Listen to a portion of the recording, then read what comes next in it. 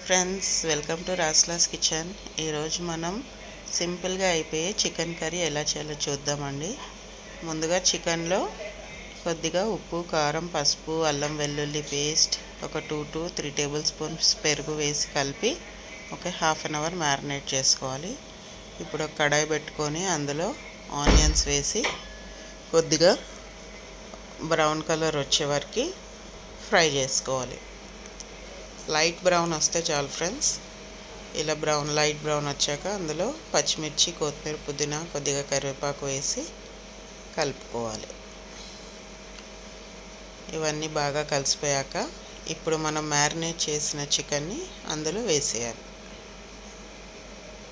ఎలాంటి మసాలాలు యూజ్ చేయకుండా సింపుల్గా చేశాను ఫ్రెండ్స్, ఎవరైనా చేసుకోవచ్చు. ఇలా వేసిన తర్వాత దీన్ని బాగా కలుపుకొని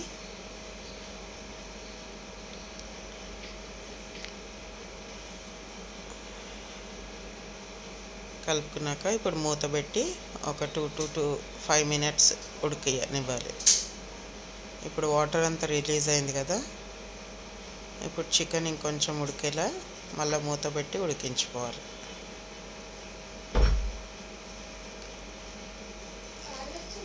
ఇప్పుడు మనకు చికెన్ కొద్దిగా ఉడికిపోయింది ఫ్రెండ్స్. ఇట్లా వాటర్ అంతా రిలీజ్ అయినప్పుడు ఇప్పుడు మనం ఒక 2 టమాటోస్ అందులో వేసుకోవాలి.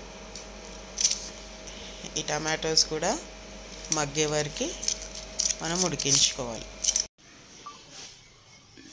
ఇప్పుడు టమాటోస్ మగ్గిపోయాయి ఫ్రెండ్స్. అందులో ఒక 1 టేబుల్ స్పూన్ ధనియాల పొడి, కొద్దిగా మిరాల పొడి వేసి కలిపి ఒక 2 to 3 minutes ఉడకనివ్వాలి. నేను వాటర్ అయితే అస్సలు యాడ్ చేయలేదు ఫ్రెండ్స్, అందులో వచ్చిన వాటర్ ఇవి. మీకు గ్రేవీగా కావాలంటే కొద్దిగా వాటర్ వేసుకోవచ్చు. థిక్ గ్రేవీ కావాలంటే అవసరం లేదు, కొద్దిగా గ్రేవీ అందులోనే వస్తుంది. ఎంతో simple and easy chicken recipe అండి. చూడండి, ఇలా ఆయిల్ అంతా పైకి వచ్చేస్తే మన చికెన్ కర్రీ రెడీ అయిపోయినట్టు. కొత్తిమీర వేసి స్టవ్ ఆఫ్ చేసుకోవాలి.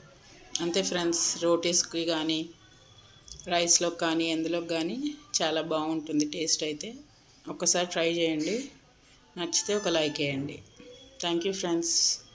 Thank you for watching.